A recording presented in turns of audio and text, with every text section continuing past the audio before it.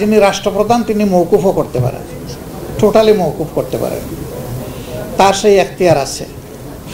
সেই এখতিয়ারটা তিনি যখন প্রয়োগ করবেন তখন তাকে মাথায় রাখতে হবে যে সার্টেন পারপিট্রেটর যে ক্রাইম তিনি কমিট করেছেন তাকে যদি ওয়াইবার দেওয়া হয় তাহলে এইটার বেনিফিট তিনি এবং সমাজ ইকুয়ালি এনজয় করবে, নাকি এই ছাড় পাওয়া ব্যক্তিটি আরও ভয়ঙ্কর হয়ে উঠবে।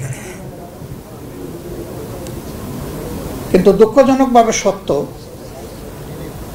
যে আমরা সচরাচর প্র্যাকটিসে এটা দেখি না, আমরা তার ব্যতিক্রম দেখি। এখানে সাধারণত পলিটিক্যালি মোটিভেটেড হয়ে এই বিষয়ে সিদ্ধান্ত দেওয়া হয়। ইয়েস, দুনিয়া আপনি পারবেন, কিন্তু আখেরাতে আপনি নিজেকে জাস্টিফাই করতে পারবেন না, সেই দিন আপনি আটকা পড়ে যাবেন।